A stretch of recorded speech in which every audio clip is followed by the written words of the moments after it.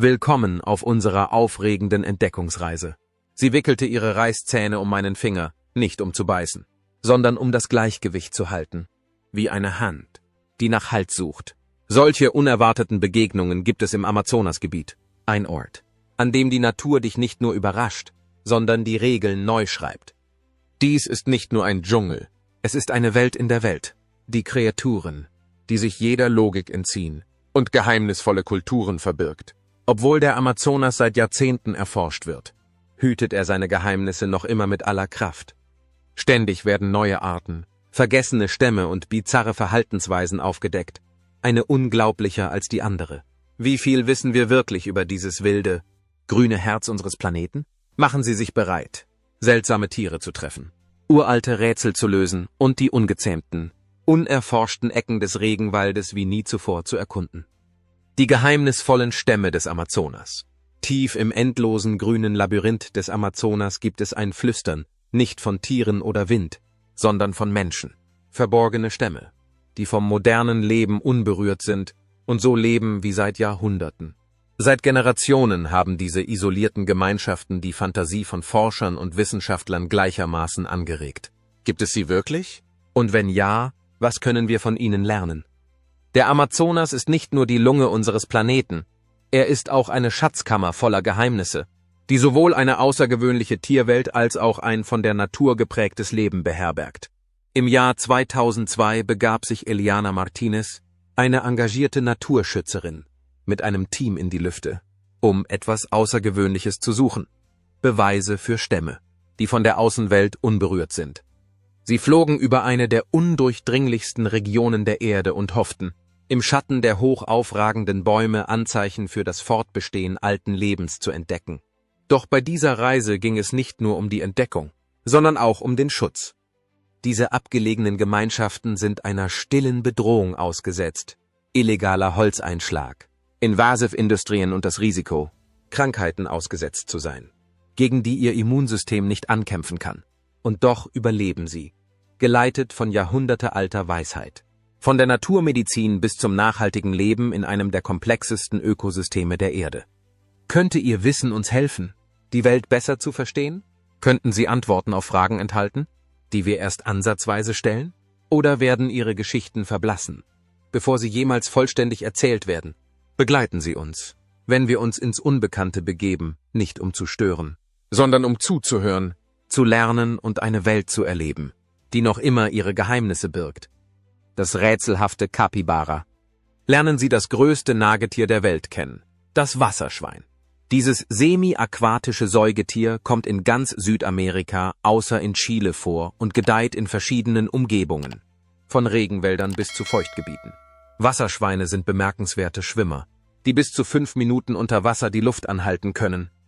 Diese Pflanzenfresser ernähren sich hauptsächlich von Gräsern und Wasserpflanzen. Aber ihre Ernährung ändert sich je nach Jahreszeit.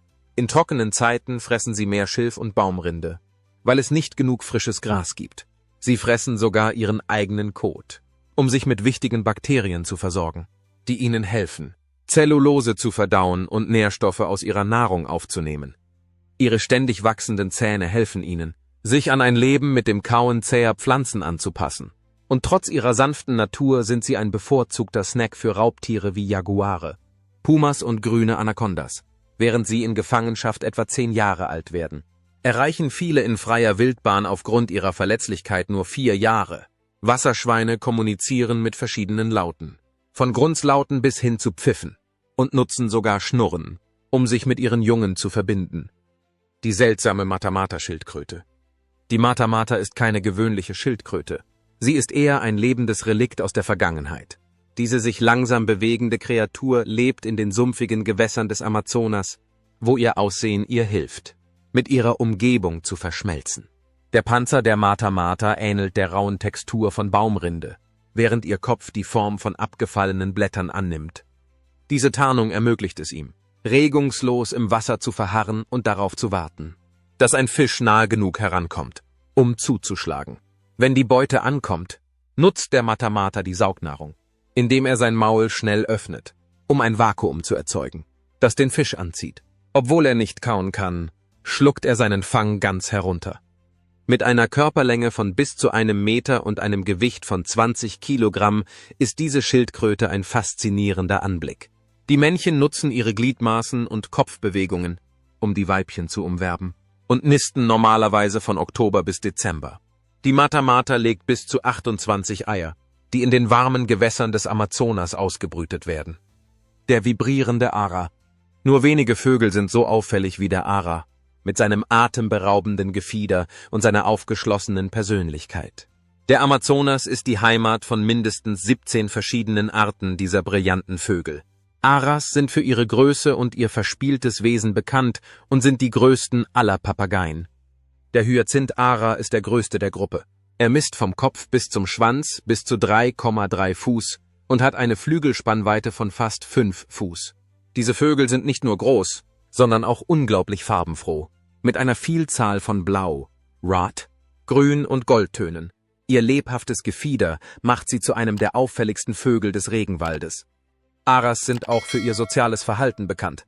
Sie krächzen oft laut, um mit ihren Schwärmen zu kommunizieren.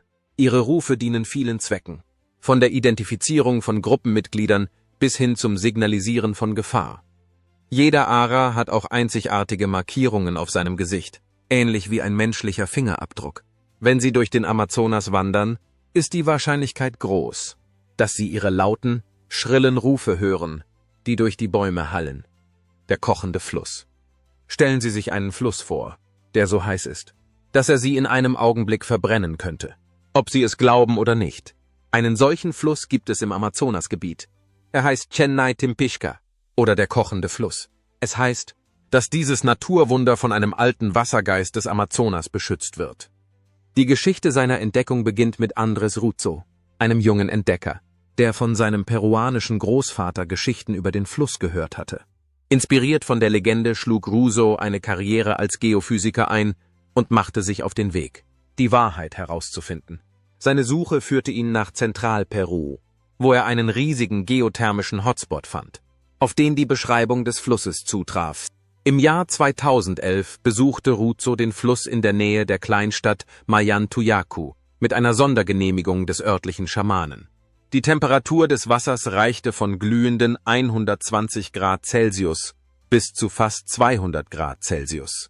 Genug, um Verbrennungen 3. Grades in nur wenigen Sekunden zu verursachen. Der Fluss, ein Nebenfluss des Pachatia-Flusses, gilt als der größte Thermalfluss der Welt und erstreckt sich über 9 Kilometer, wobei der heißeste Abschnitt fast 4 Meilen lang ist. Die Wassertemperatur kann an bestimmten Stellen sogar 90 Grad Celsius überschreiten, was fast zum Sieden ist. Der Chennai Timpishka macht seinem Namen alle Ehre, denn er bedeutet, von der Hitze der Sonne gekocht. Der Rosa Delfin. Der Amazonas ist die Heimat einer wirklich einzigartigen Kreatur, des Rosa Delphins. Der Amazonas-Delfin ist der größte Flussdelfin, wobei die Männchen bis zu 1,8 Meter lang und bis zu 408 Pfund schwer werden können. Diese Delfine sind berühmt für ihre rosa Färbung, die besonders bei den Männchen auffällt. Ihr Aussehen unterscheidet sich deutlich von dem anderer Delfine, mit ihrem langen, flexiblen Körper und den großen Flossen, die ihnen helfen, sich in den überfluteten Wäldern des Amazonas zu bewegen. Im Gegensatz zu Ozeandelfinen haben Amazonas-Delfine ein breites Nahrungsspektrum und fressen bis zu 53 Fischarten, darunter Piranhas, Whales und Salmler. Sie jagen auch andere Wasserlebewesen wie Schildkröten, Frösche und Krebse. Leider ist diese Art heute vom Aussterben bedroht, da ihre Zahl aufgrund von Bedrohungen wie Fischernetzen, der Jagd und dem Verlust ihres Lebensraums immer weiter zurückgeht. Der Amazonas-Flussdelfin ist auch die einzige Flussdelfinart, die in Gefangenschaft gehalten wird, obwohl er unter diesen Bedingungen nur schwer gedeihen kann. Diese Delfine sind überall in den Flüssen, Seen und Nebenflüssen des Amazonas zu finden. Es ist bekannt, dass sie mit den jahreszeitlich bedingten Veränderungen des Wasserstands wandern, wobei sich die Männchen in der Regel in den Hauptflusskanälen aufhalten, während die Weibchen und die Kälber die überschwemmten Waldgebiete zum Schutz und zur Nahrungsaufnahme aufsuchen. Das elektrische Wunderwerk des Amazonas. In den gewundenen Flüssen des Amazonas gibt es eine Kreatur, die der Natur selbst zu trotzen scheint, den Zitteraal. Der Clou, es handelt sich eigentlich nicht um einen Aal. Trotz seines Namens ist er eher mit Welsen und Karpfen verwandt. Was dieses Tier wirklich faszinierend macht, ist seine einzigartige Fähigkeit, Strom zu erzeugen. In seinem langen, flexiblen Körper befinden sich spezialisierte Zellen, die Elektrozyten genannt werden.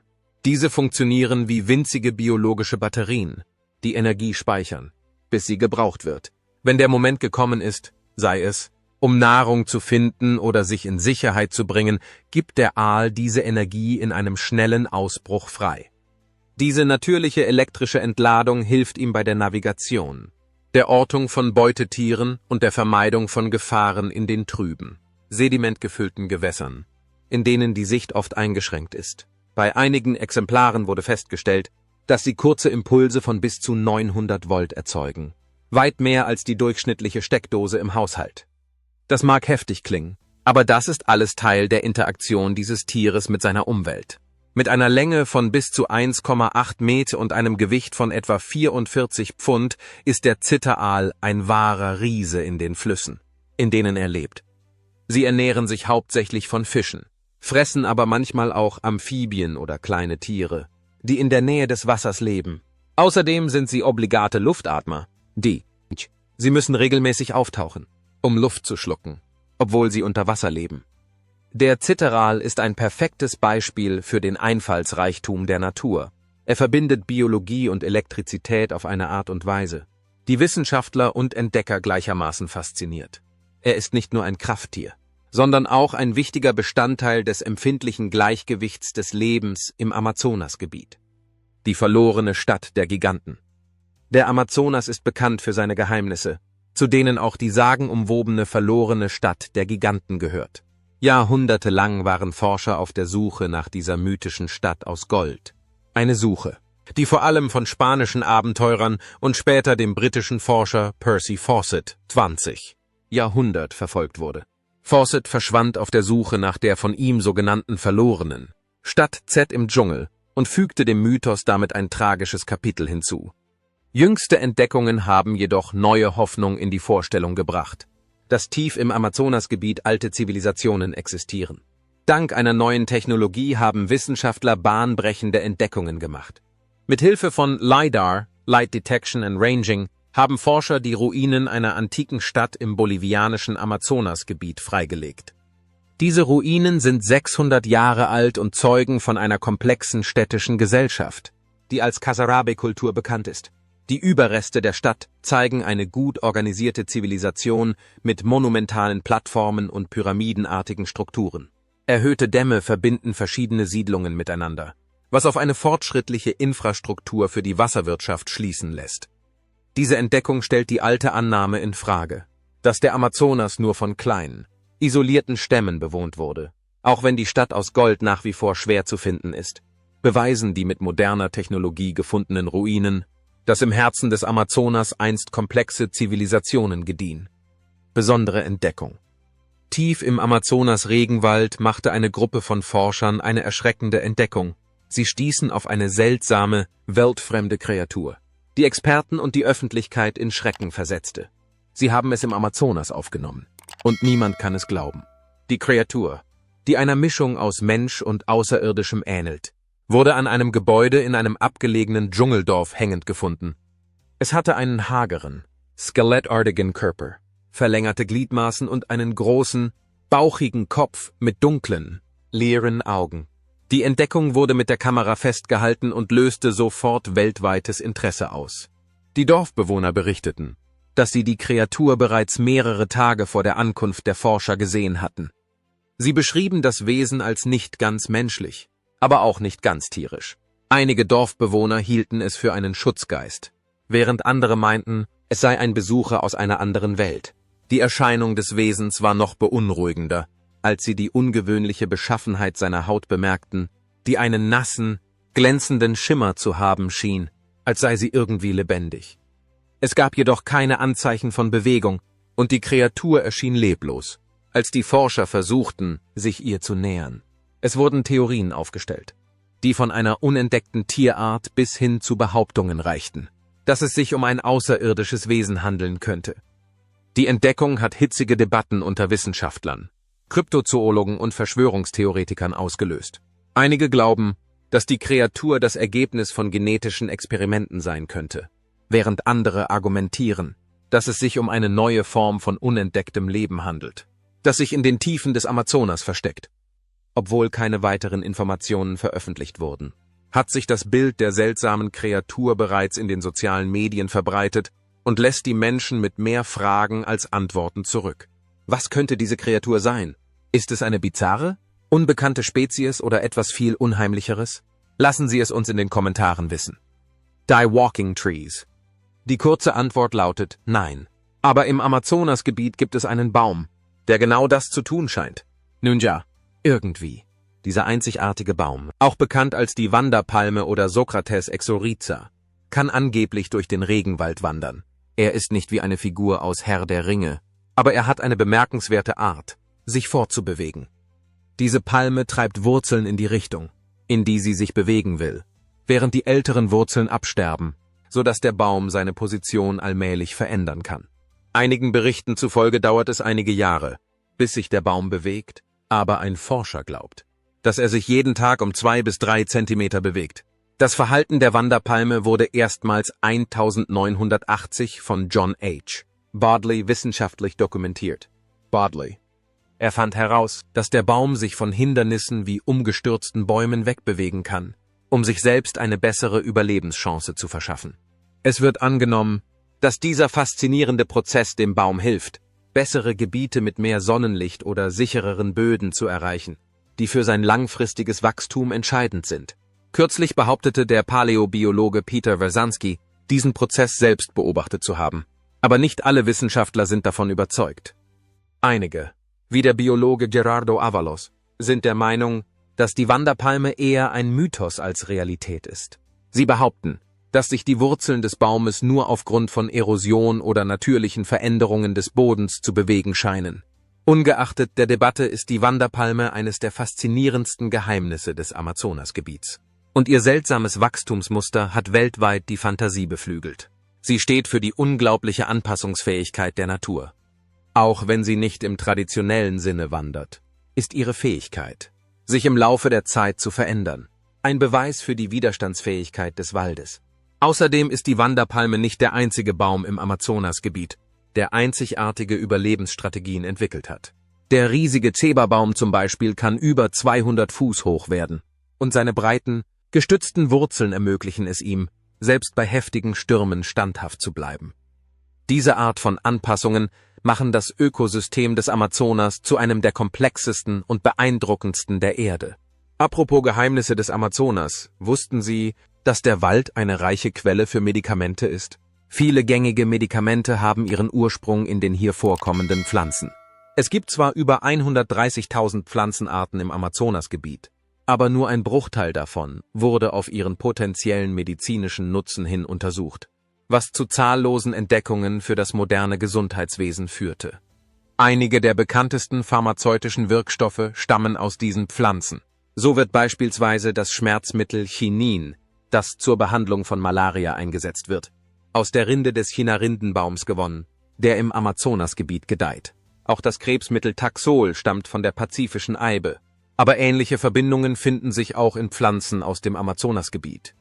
Forscher erforschen weiterhin die riesige Anzahl von Pflanzen im Amazonasgebiet. Und viele glauben, dass wir erst an der Oberfläche gekratzt haben, wenn es darum geht, neue Arzneimittel aus dieser reichen natürlichen Ressource zu entdecken. Je mehr wir lernen, desto mehr erkennen wir, wie viel diese einzigartige Umgebung zu bieten hat. Die vogelfressende Spinne. Unter den vielen faszinierenden Kreaturen des Amazonas-Regenwaldes sticht eine nicht nur durch ihre Größe hervor, sondern auch durch die Art und Weise, wie sie unsere Erwartungen herausfordert, die Goliath-Vogelspinne. Trotz ihres dramatischen Namens erbeutet dieses beeindruckende Spinnentier selten, wenn überhaupt, Vogel. Der Name stammt von einer alten Illustration aus dem 18. Jahrhundert, aber in Wirklichkeit ist ihre Nahrung viel bodenständiger als der Waldboden. Mit einem Gewicht von bis zu 6 Unzen und einer Beinspannweite von fast 12 Zoll ist die Goliath-Spinne eine der größten Spinnen der Welt, gemessen an ihrer Masse. Aber lassen Sie sich von ihrer Größe nicht täuschen. Sie ist eher zurückgezogen als aggressiv. Die Goliath-Spinne, die hauptsächlich in den nördlichen Regionen Südamerikas vorkommt, verbringt einen Großteil ihres Lebens versteckt in Höhlen und kommt meist nachts auf der Suche nach Nahrung wie Insekten, kleinen Amphibien und gelegentlich auch Waldtieren hervor. Im Gegensatz zu vielen Spinnen, die ihre Netze spinnen, um Beute zu fangen, verlässt sich die Goliath-Spinne auf Heimlichkeit und Sensibilität. Sie nutzt winzige Sinneshärchen an ihren Beinen, um Vibrationen in ihrer Umgebung wahrzunehmen. Eine äußerst effektive Methode, um den Wald zu ertasten. Wenn sie eine Mahlzeit gefunden hat, hält sie sanft fest und verlässt sich auf natürliche Enzyme, um sie zu verdauen, ein üblicher Prozess bei vielen Spinnentieren. Obwohl er große Reißzähne hat, ist sein Biss für den Menschen nicht gefährlich. Manche haben das Gefühl mit einem leichten Wespenstich verglichen. Und obwohl man ihn am besten aus respektvoller Entfernung bewundern sollte, ist er nicht die furchterregende Kreatur, die uns die Mythen glauben machen wollen. Der Goliath hat auch faszinierende Methoden entwickelt, um sich selbst zu schützen. Wiese, die Freisetzung von winzigen, abnehmbaren Haaren, die als Abschreckung für potenzielle Fressfeinde dienen, ein Beispiel für die cleveren Verteidigungsstrategien der Natur. In einigen lokalen Kulturen wird diese Spinne sogar mit Neugier und Respekt betrachtet und taucht manchmal in traditionellen Bräuchen oder als Teil der lokalen Küche auf, obwohl es sich dabei eher um Gewohnheit als um gängige Praxis handelt. Die Weibchen können bis zu 150 Eier auf einmal legen und die Jungen bleiben während ihrer frühen Entwicklung, die mehrere Jahre dauern kann, bei ihrer Mutter. Dieser sanfte Riese erinnert uns daran, dass selbst die am meisten missverstandenen Kreaturen ihren Platz im reichen und vielfältigen Ökosystem des Amazonas haben. Nicht als Bösewichte, sondern als lebenswichtige Mitwirkende in der natürlichen Welt. Eine riesige Schlange. Sie haben wahrscheinlich den Film Anaconda gesehen, in dem die Riesenschlangen eine Expedition im Amazonasgebiet terrorisieren. Auch wenn der Film einige Aspekte übertreibt, ist die grüne Anaconda in Wirklichkeit eine wirklich gewaltige Kreatur. Die grüne Anaconda ist die größte Schlange der Welt, gemessen an ihrem Gewicht. Sie kann bis zu 30 Meter lang werden und über 50 Kilo wiegen. Im Gegensatz zur Netzpython, die länger ist die Anaconda viel schwerer und massiger, wobei einige Exemplare einen Durchmesser von über 12 Zoll erreichen. Diese kräftigen Schlangen, die vor allem im Amazonas- und Orinoco-Becken vorkommen, bevorzugen langsam fließende Gewässer wie Sümpfe, Marschland und Flüsse. Sie sind erfahrene Schwimmer, die ihren muskulösen Körper nutzen, um sich heimlich durch das Wasser zu bewegen, wo sie ihre Beute überfallen können. Anacondas sind nicht giftige Würgeschlangen, die sie töten, indem sie sich um ihre Beute wickeln und sie zusammenpressen, bis sie erstickt. Sie ernähren sich von einer breiten Palette von Tieren, vom Wasserschwein bis zum Jaguar, und können sogar große Beutetiere wie Wildschweine und Hirsche erlegen. Diese Schlangen sind auch in ihrer Fortpflanzung einzigartig. Anstatt Eier zu legen, bringen die weiblichen Anacondas lebende Jungtiere zur Welt, in der Regel zwischen 20 und 30 Babys. Baby-Anacondas werden etwa 1 Meter lang und sind bereits in der Lage, selbstständig zu schwimmen und zu jagen. Obwohl ihre enorme Größe einschüchternd wirkt, können Anacondas nach einer großen Mahlzeit lange Zeit ohne Nahrung auskommen. Ihre Lebenserwartung in freier Wildbahn beträgt durchschnittlich 10 Jahre. Anacondas werden von einigen Stämmen im Amazonasgebiet als heilige Kreaturen verehrt. Und obwohl sie gefürchtet sind, spielen sie eine wichtige Rolle im Ökosystem. Die Jesus-Christus-Echse. Die Jesus-Christus-Echse sieht Jesus Christus nicht wirklich ähnlich, aber sie besitzt eine bemerkenswerte Fähigkeit. Sie kann auf dem Wasser laufen. Der grüne Basilisk, der in den tropischen Regenwäldern Mittelamerikas von Südmexiko bis Panama vorkommt, ist ein Experte im Sprinten über Wasser. Diese Eidechse ist häufig in Bäumen zu sehen, immer in der Nähe eines Gewässers. Bei Gefahr springt der Basilisk vom Baum und rennt mit hoher Geschwindigkeit über die Wasseroberfläche. Die einzigartige Fähigkeit der Eidechse beruht auf ihren speziell angepassten Füßen, lange Zehen mit Hautfransen, die sich im Wasser ausbreiten und entfalten, vergrößern die Oberfläche und verhindern, dass sie untergehen.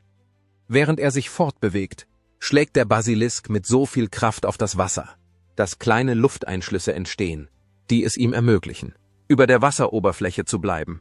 Die Eidechse kann bis zu 15 Fuß weit auf dem Wasser laufen. Wenn die Schwerkraft einsetzt, schwimmt der Basilisk schnell davon. Grüne Basilisken können einschließlich ihres peitschenartigen Schwanzes bis zu 2 Fuß lang werden. Die Männchen der Art haben auffällige Kämme auf Kopf und Rücken, mit denen sie die Weibchen anlocken. Basiliskenweibchen graben einen flachen Graben in denen sie bis zu 20 Eier legen, die sie dann selbst ausbrüten. Diese Eidechsen sind Allesfresser und ernähren sich von Pflanzen, Insekten, Früchten und kleinen Wirbeltieren. Obwohl sie in ihrem Verbreitungsgebiet weit verbreitet sind, müssen sie vor Raubtieren wie Schlangen und Vögeln auf der Hut sein. Die Schnelligkeit und Beweglichkeit des Basilisken machen ihn zu einer beeindruckenden Kreatur des Regenwaldes. Der giftig-tödliche Pfeilgiftfrosch. Der Pfeilgiftfrosch mag klein sein, aber seine Fähigkeiten sind tödlich. Diese winzigen Amphibien sind in den tropischen Regenwäldern Mittel- und Südamerikas zu finden. Sie sind nur 1 bis 2 Zentimeter lang, aber ihre Haut sondert starke Gifte ab, von denen einige stark genug sind, um für den Menschen tödlich zu sein. Es gibt über 175 bekannte Arten von Pfeilgiftfröschen, und trotz ihrer leuchtenden, auffälligen Farben sollte man sie nicht auf die leichte Schulter nehmen. Die leuchtenden Farben des Frosches sind eine Warnung. Bleib weg. Ich bin giftig. Dies ist ein Beispiel für Aposematismus, einen Abwehrmechanismus, bei dem Tiere ihr Aussehen nutzen, um Gefahr zu signalisieren. Pfeilgiftfrösche sind tagaktiv, was bedeutet, dass sie im Gegensatz zu vielen anderen Amphibien auch tagsüber aktiv sind. Aufgrund ihrer leuchtenden Farben werden sie oft als die Juwelen des Regenwaldes bezeichnet. Der berühmteste dieser Frösche ist der goldene Pfeilgiftfrosch, Phyllobates terribilis, der im Westen Kolumbiens vorkommt. Seit Jahrhunderten verwenden die Ureinwohner die Hautgifte der Frösche, um die Spitzen ihrer Blasrohre für die Jagd zu vergiften. Einige Arten dieser Frösche nutzen ihre Tarnung, um sich an ihre Umgebung anzupassen. Der sterbende Pfeilgiftfrosch hat zum Beispiel leuchtend gelbe und schwarze Muster, die ihm helfen, mit dem umgebenden Laub zu verschmelzen. Die Forschung hat gezeigt, dass diese Frösche ihre lebhafte Färbung je nach Umgebung sowohl zur Warnung als auch zum Verstecken einsetzen. Diese Frösche sind ein eindrucksvolles Beispiel für die Mischung aus Schönheit und Gefahr in der Natur. Ein toter Wal. Der Amazonas ist bekannt für seine Geheimnisse, aber selbst für seine Verhältnisse verblüffte diese Entdeckung Wissenschaftler auf der ganzen Welt. Tief im Herzen des Regenwaldes, weit entfernt von jedem Ozean, stießen Forscher auf etwas, das niemand erwartet hatte: die Überreste eines riesigen Buckelwals. Mit einer Länge von über 30 Metern und einem geschätzten Gewicht von 10 Tonnen wurde dieser Meeresriese in einem brasilianischen Mangrovenwald gefunden, etwa 50 Meter von der nächsten Wasserquelle entfernt und nicht einmal in der Nähe des offenen Meeres. Die Frage, die sich jeder stellt, lautet: Wie ist er dorthin gekommen? Eine Theorie besagt, dass starke Gezeiten und Stürme den Wal während eines ungewöhnlich turbulenten Wetters ins Landesinnere getrieben haben könnten. Aber selbst das erklärt seine surreale Lage nicht vollständig. Dieser mysteriöse Fund ist eine deutliche Erinnerung daran, dass die Natur immer noch Überraschungen bereithält, die sich unseren Erwartungen entziehen. Von versteckten Stämmen und uralten Ruinen bis hin zu einem Wal im Dschungel, der Amazonas schreibt immer wieder neu, was wir über unseren Planeten zu wissen glauben. Wenn es Ihnen gefallen hat, dieses Geheimnis mit uns zu lüften, klicken Sie bitte auf Gefällt mir und abonnieren Sie das Video, um weitere unglaubliche Einblicke in die Wunder unserer natürlichen Welt zu erhalten. Hinterlassen Sie uns Ihre Meinung in den Kommentaren. Haben Sie schon einmal von etwas so Unglaublichem gehört? Bleiben Sie neugierig und wir sehen uns im nächsten Video.